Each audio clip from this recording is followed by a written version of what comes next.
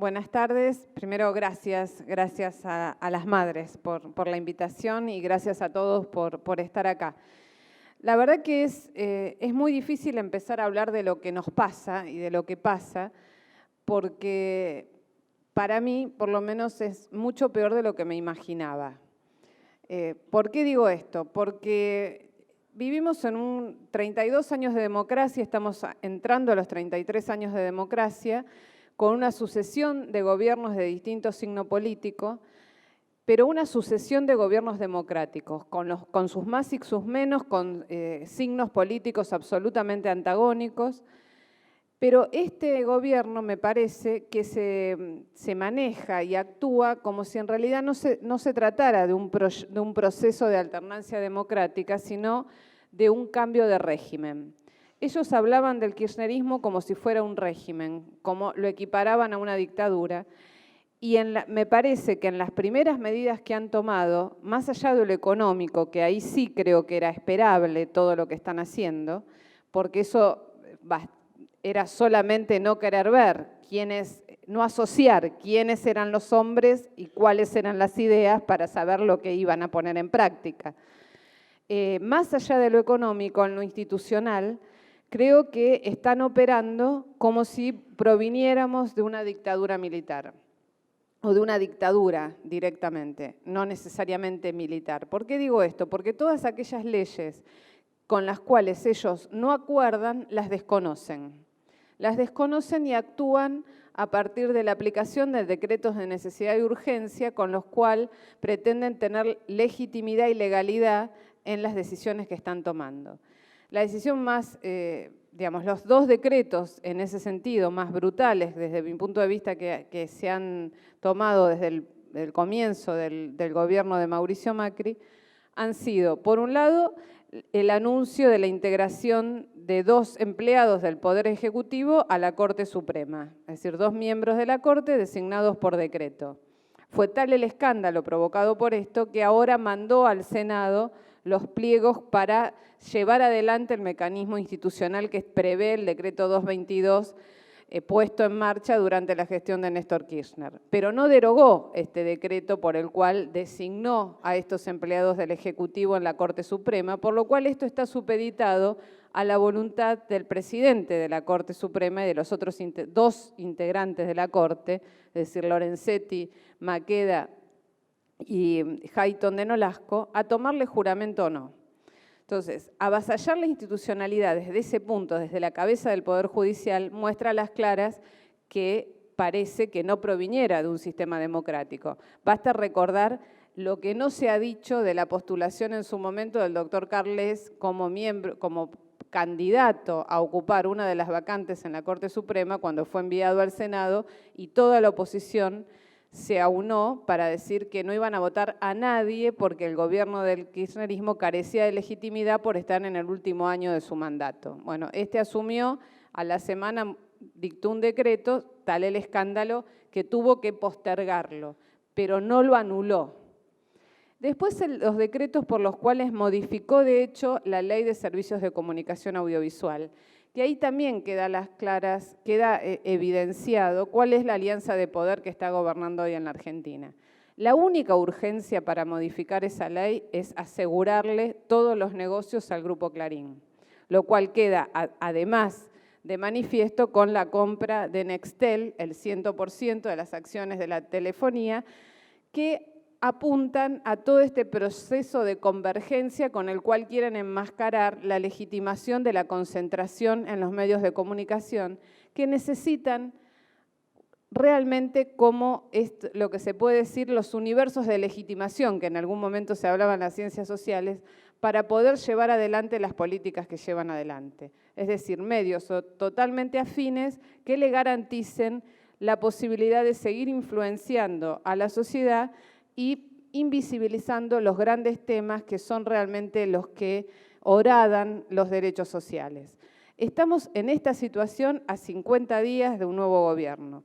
Y me parece que esto tampoco lo podemos soslayar, porque estamos en pleno verano, como todos nos podemos dar cuenta y corroborar en este salón en este momento. Mucha gente ha estado de vacaciones durante enero, recién están volviendo de las vacaciones, el Congreso no está funcionando, encima el Frente para la Victoria se parte en el Congreso, en la Cámara de Diputados. Entonces, es muy poco tiempo para pensar, bueno, qué es lo que se puede hacer en este sentido en términos políticos. A mí me excede esa posibilidad, me excede en cuanto a mi lógica de ciudadana y por el métier al que me dedico. Carlos sí tiene una experiencia en el terreno político que quizás pueda avanzar y imaginar escenarios mucho más allá de lo que a mí me condiciona la posibilidad de analizar o tratar de ver lo que sucede a partir de lo que sucede. Es muy difícil proyectar qué se puede hacer desde una mirada periodística en el terreno político.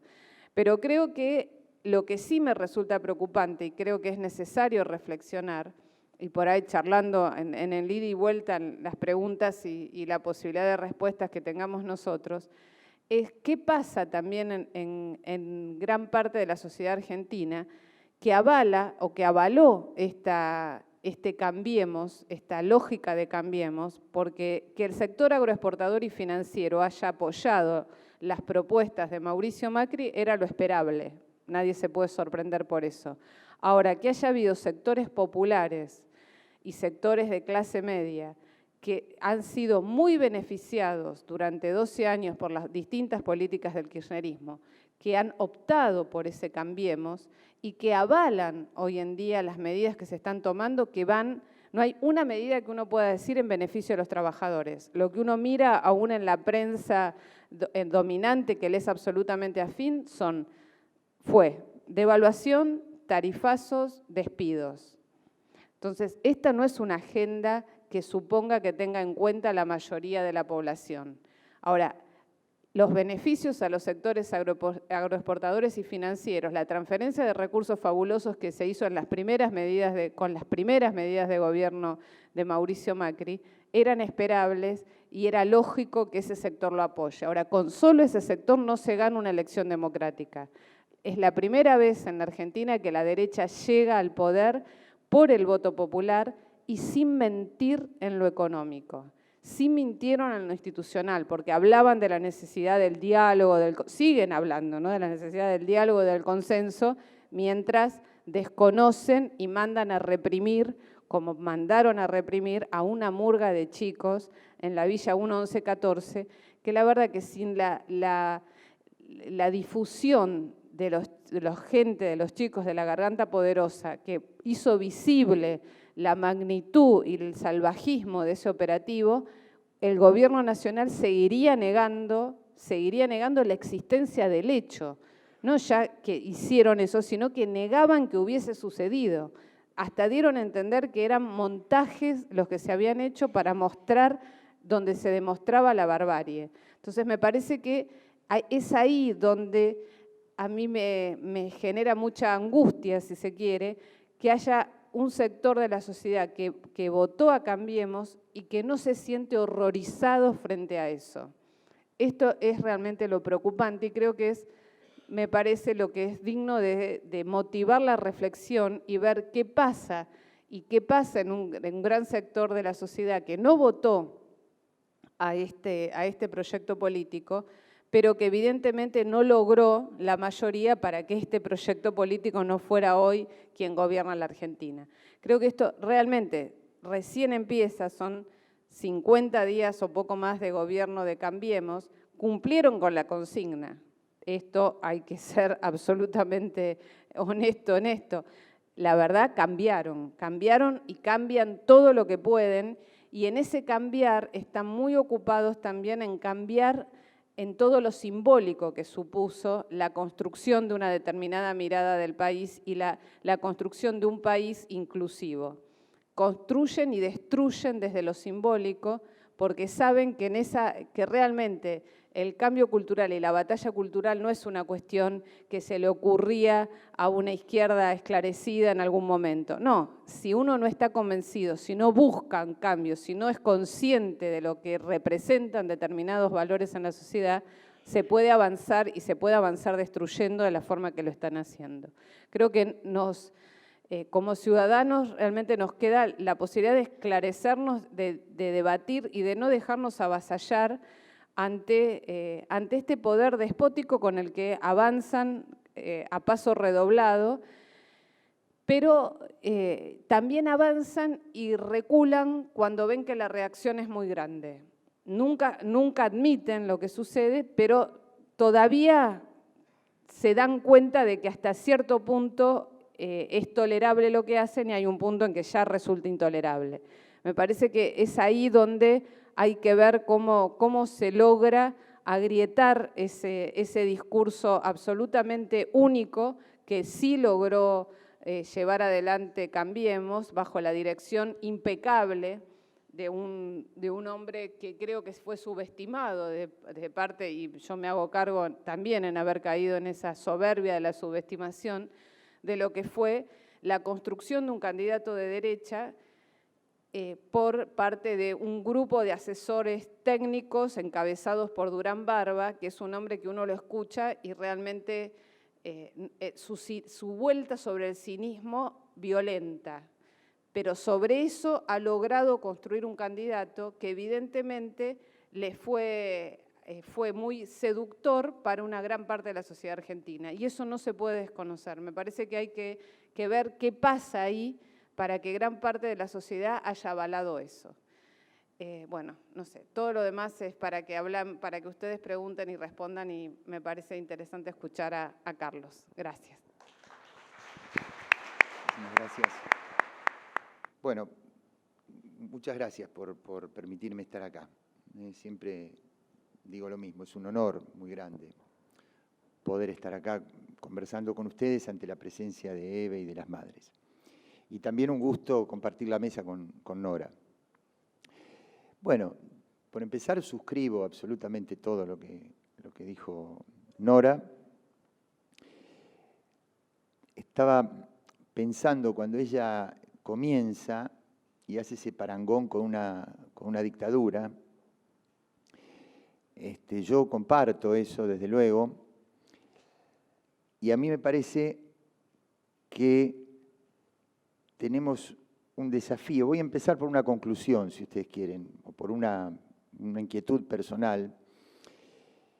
Nosotros tenemos que tener la mayor inteligencia posible para establecer la diferencia entre la dictadura del año 76 y este régimen en términos de que en el medio hay un genocidio, y eso no es menor, pero en términos de violación del Estado de Derecho y en términos de consecuencias económicas y sociales, de entrega del país y de desestructuración de la sociedad y del tejido social y del tejido productivo, las consecuencias son las mismas.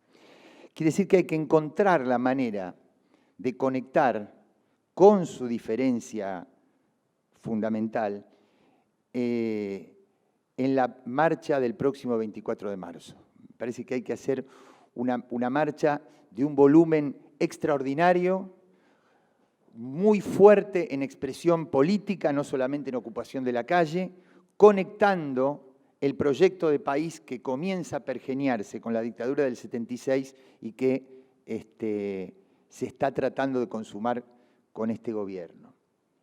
Y que nosotros tenemos que ser también capaces de que no se termine de consumar, porque por un lado es cierto que estos 12 años últimos no pasaron en vano en términos de conciencia pública, pero también es cierto que si las cosas se dieran de tal manera de que, vamos a suponer que Cristina vuelve a ser presidenta en el año 2019, no va a poder continuar como si en el año 2019 se tomara el mismo país que se dejó en el año 2015.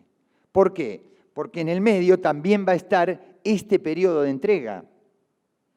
Y porque hay cosas que se hicieron en aquel momento y que no se van a poder volver a hacer. Pongo dos ejemplos que son muy estructurales.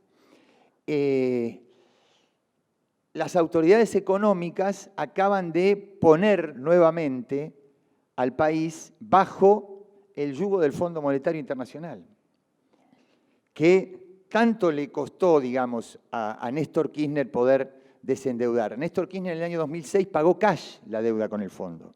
Pero ¿qué pasa? Al poco tiempo se recuperaron y se incrementaron esas reservas porque había un contexto internacional de superávit por los precios internacionales que hoy no tenemos. Quiere decir que si nosotros quisiéramos hacer lo mismo, no lo podríamos hacer porque no hay en vista repetición del ciclo internacional. Y otra cosa que no se podría hacer es, como otra de las medidas fue resituar a la Argentina bajo el sistema financiero internacional, hacer una nueva quita de la deuda privada.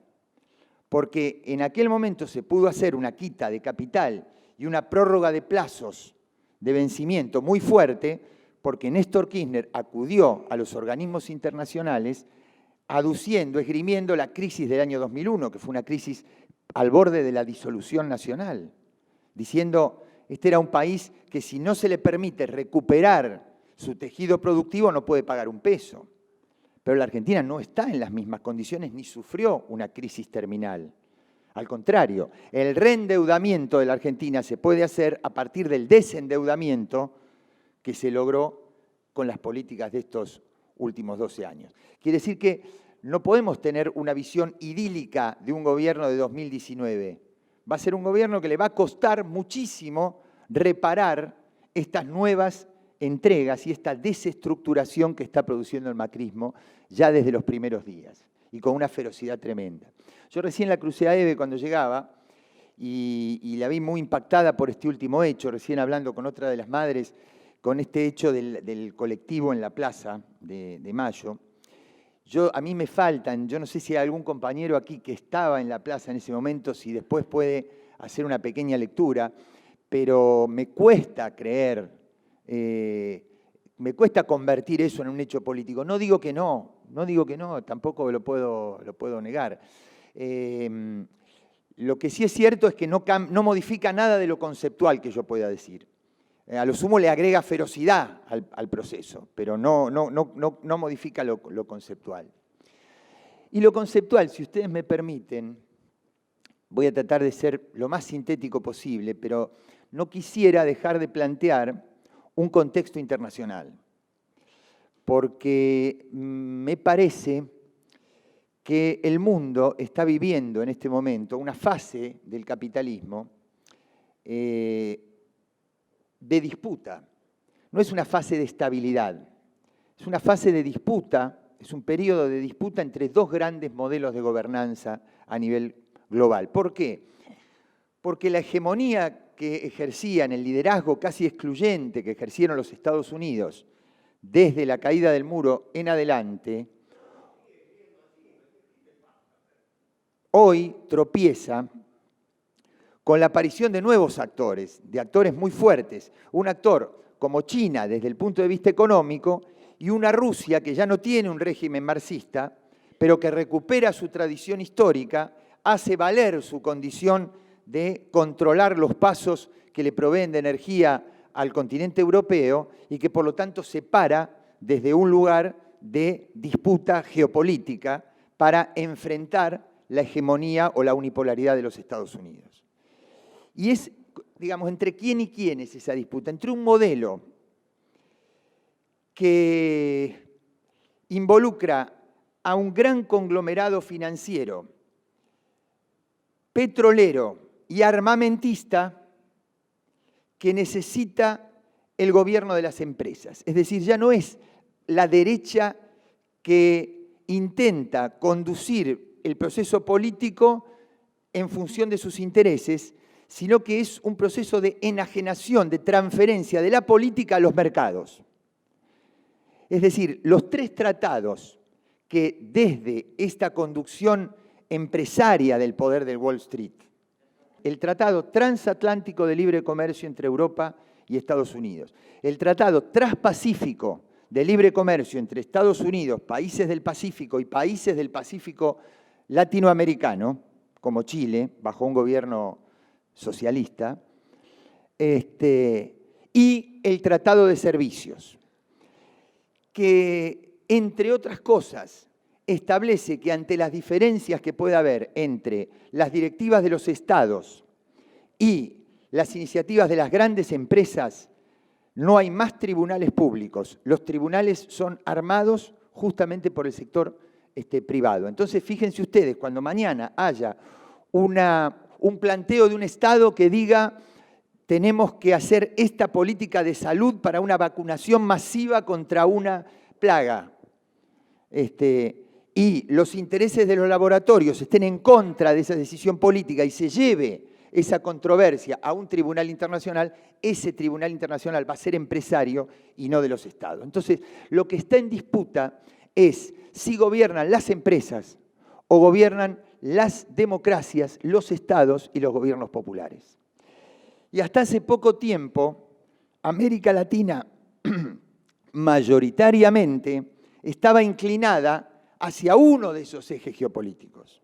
Es decir, no es menor, permítanme ustedes la digresión, esto no, digamos, es muy difícil de explicar en la vida cotidiana, digamos, cuando uno va al almacén, no va a hablar del Tratado Transpacífico, pero con nosotros como militantes me parece que no estaría mal tener un contexto. Por eso, una de las primeras medidas que toma el nuevo gobierno argentino es realinear a la Argentina bajo la órbita de los Estados Unidos. Y de ahí sale la sobreactuación en Mercosur por el tema de Venezuela.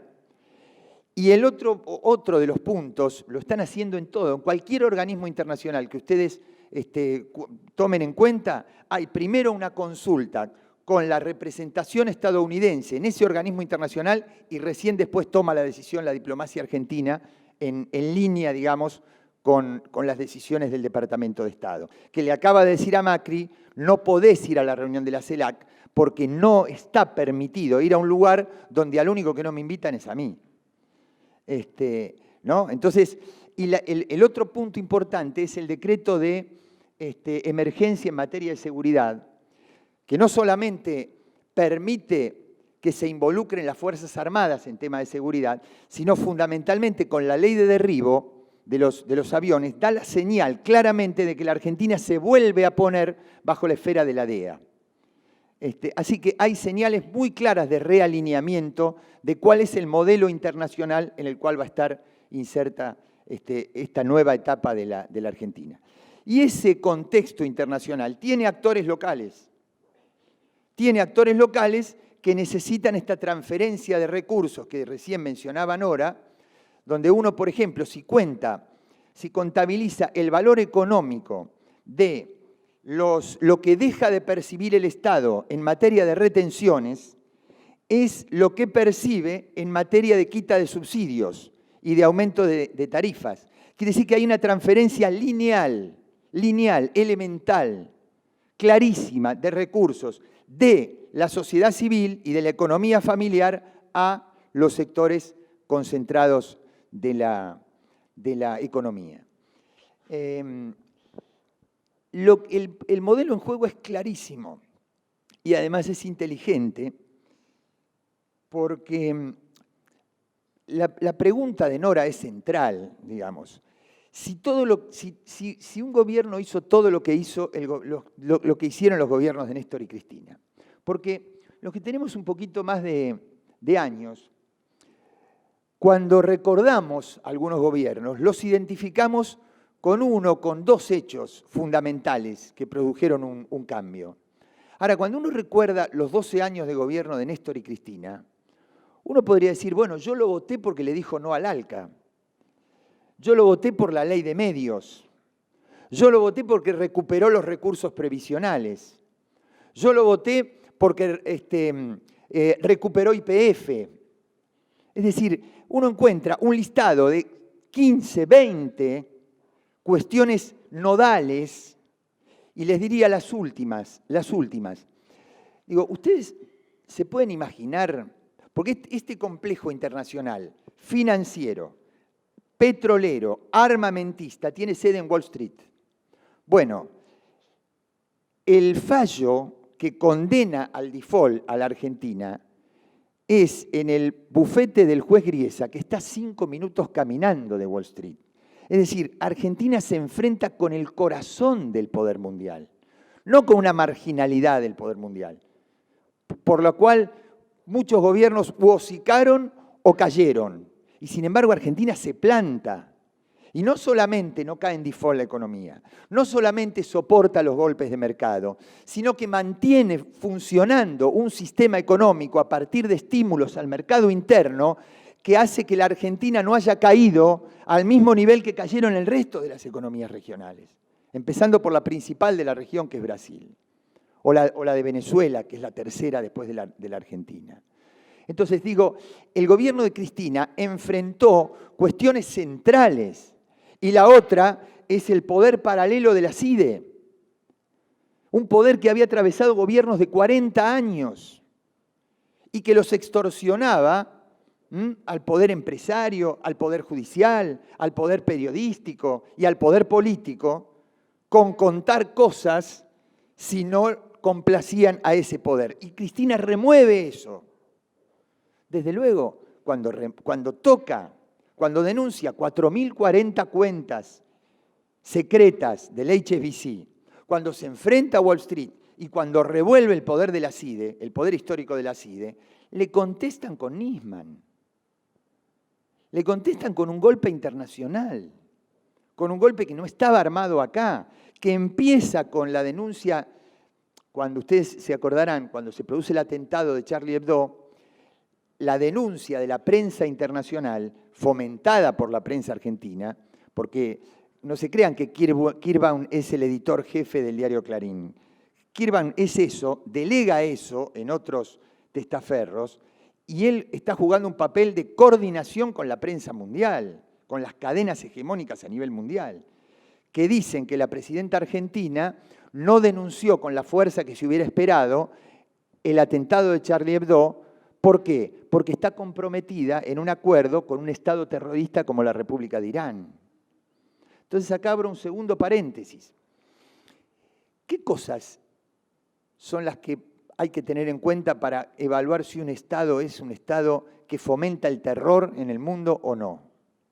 Yo les aseguro que la República de Irán, como la República de Siria, como la República de Libia, no tienen nada que ver con un Estado terrorista. En este momento las organizaciones terroristas son Al-Qaeda y el Estado Islámico.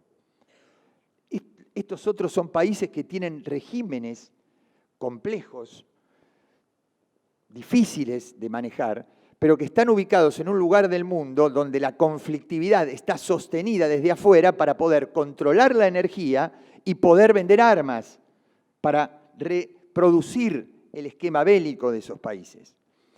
Y lo que hicieron creer a nivel de la prensa internacional es que había una especie de primavera árabe, que eran salidas a la calle de la gente que se quería liberar de liderazgos autoritarios. Y así lo sacaron a Gaddafi. Lo que hicieron en Libia fue destruir la estatalidad que controlaba el comercio del petróleo, y hoy le hacen las empresas en dólares en lugar de hacerlo el Estado en euros por la guerra de monedas que tienen los Estados Unidos con Europa. Entonces, la prensa internacional genera estas imágenes, y la misma insensatez de esos liderazgos que la prensa internacional nos hace creer a nosotros es lo que le hicieron creer a buena parte del mundo que era Cristina, o que era Chávez, o que ahora están haciendo con Lula y con Dilma Rousseff en Brasil. Entonces, una presidenta que firma, les decía, ¿qué cosas hacen creer a uno que estamos frente a un Estado que fomenta el terror? Bueno, vamos a poner, por ejemplo, la fabricación de armas,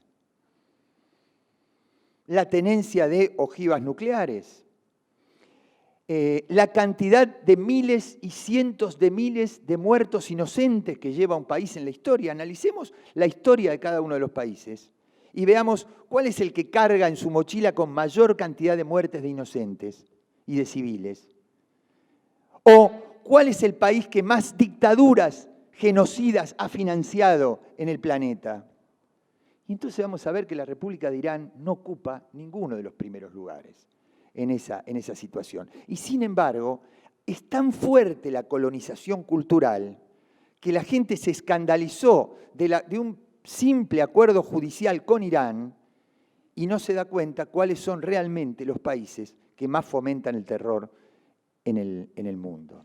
¿Por qué? Porque hay todo un dispositivo de colonización cultural. Ahora, yo no podría sintetizar una respuesta a la pregunta central que hacen ahora. Entonces, ¿por qué fue? ¿Qué pasó? Que la gente más beneficiada por todas estas medidas, parte de ella es la que compró el otro discurso. Y la gente que va a ser la primera perjudicada es la que termina dándoles ese plus electoral que necesitan los sectores privilegiados para poder ganar democráticamente. Ahora, lo que sí les puedo decir es que esa colonización cultural es también la que nos ha convencido durante décadas de la legitimidad de un sistema institucional que en definitiva termina siendo el sistema liberal que fijan las reglas de juego del poder económico internacional. Porque nosotros intentamos cambiar paradigmas muy fuertes desde las reglas de juego impuestas por el poder al cual nosotros intentábamos amenazar y superar. Es decir, el otro día conversaba con un primo político y vieron que los que quieren disfrazar por qué votaron a Macri lo hacen de distintas maneras, ¿no? El otro día un contador amigo en La Plata me decía, porque yo quiero probar que me gobierne alguien que viene de fuera de la política, una estupidez soberana, pero no sabía cómo hacer. Y este primo político me decía, lo que pasa es que para mí hago un culto de la alternancia.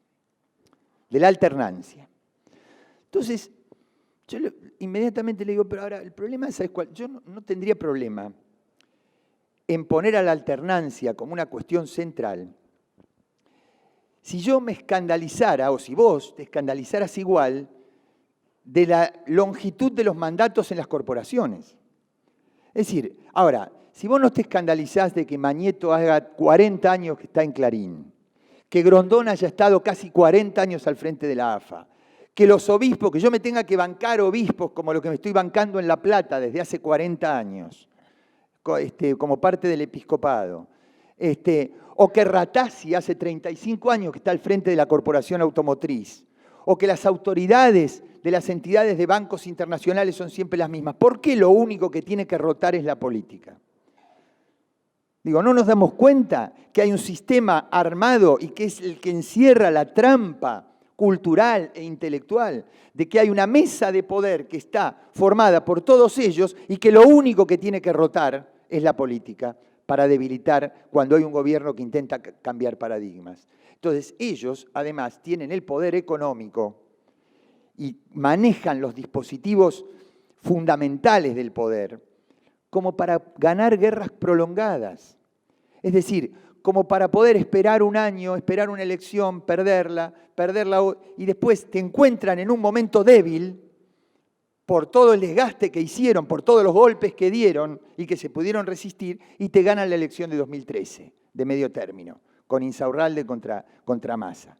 Y te debilitan de tal manera que se repite y te impiden la prolongación de un liderazgo como el de Cristina, y entonces hacen que haya que elegir a otro candidato. Es decir, lo que quiero terminar diciendo, antes de las dos reflexiones finales, es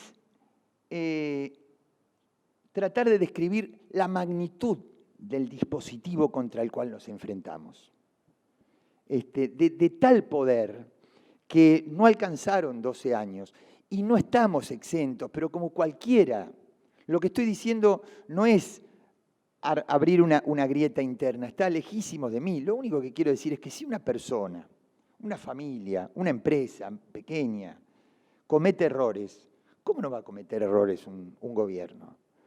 Desde luego que hubo problemas, desde luego que hubo cosas en el medio de toda esta dimensión así enorme que estoy planteando de los avances y de todo lo que se hizo. Indudablemente que se cometieron errores.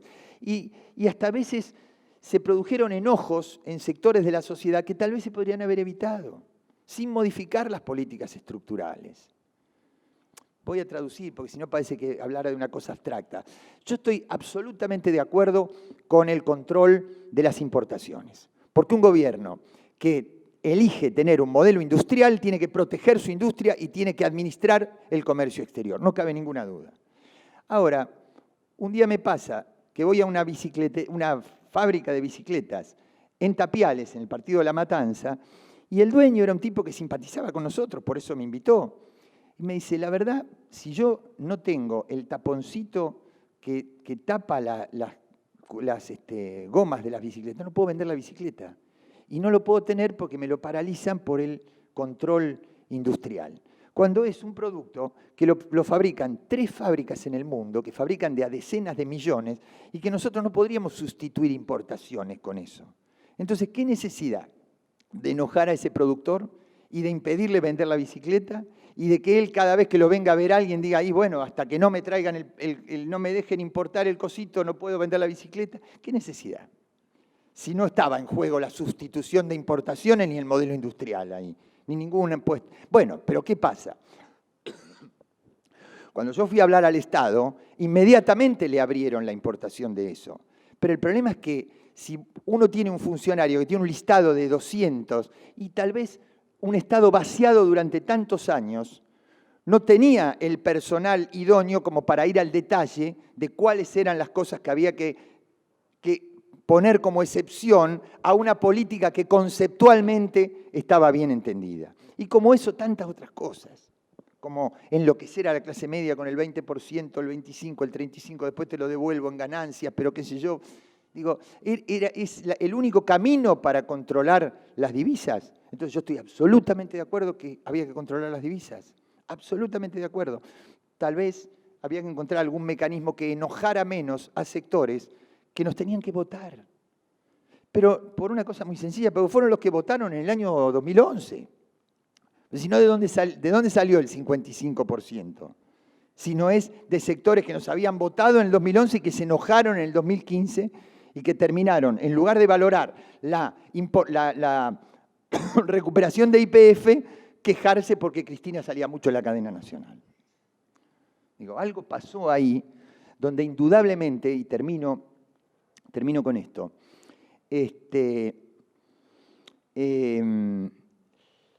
yo creo que hubo una capacidad extraordinaria de conducir el Estado. Extraordinaria por todas las razones que recién enumeré. Ahora, no sé si hubo en el mismo nivel la capacidad de formar la organización política que fuera capaz de sostener esas fenomenales políticas de Estado. Porque hubo un proceso de desacumulación política, hubo gente que se fue alejando y no hubo una acumulación que compensara ese alejamiento político.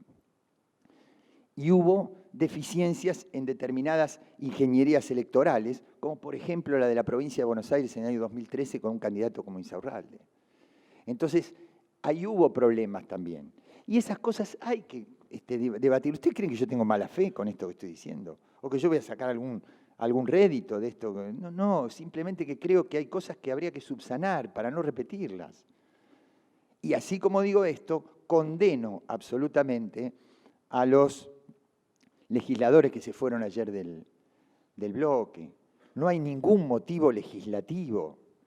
Primero, el 50% del bloque es nuevo porque asumió el 10 de diciembre, porque se renovó la mitad de la Cámara. Y segundo, que no hubo funcionamiento del Congreso. Quiere decir que no hay ninguna razón legislativa que justifique. Eso es algo que se decidió afuera y que repercutió en el Parlamento, como va a repercutir en otras instituciones. ¿Por qué? Porque el dispositivo de poder va a jugar la interna del PJ. Sin ninguna duda, yo no pertenezco al PJ, pero no tengo más remedio que opinar sobre el destino de una fuerza política de la cual depende buena parte del futuro de este proceso. Y termino con una cosa muy concreta, corroborando, por ejemplo, Noran mencionaba el negocio de Clarín con Nextel.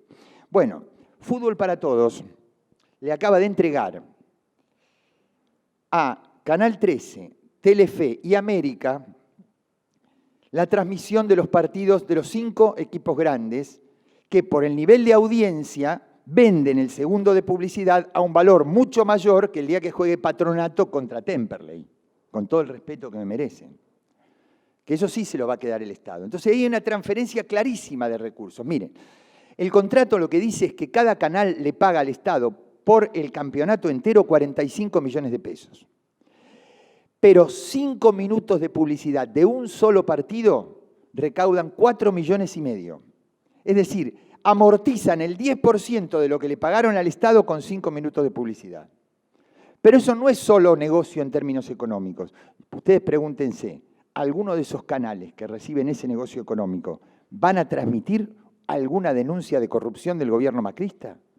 ¿Van a transmitir alguna denuncia del cierre de una pyme por la apertura del mercado internacional y la importación de productos y el desempleo que va a causar en el tejido social del país?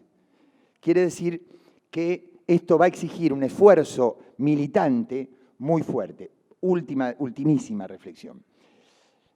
Hay muchas de las cosas que nosotros sabemos e intuimos por la experiencia, por el nivel de información, por el nivel de politización, por nuestra militancia, por nuestra expertise de cada uno de ustedes, que todavía no se han trasladado a las masas.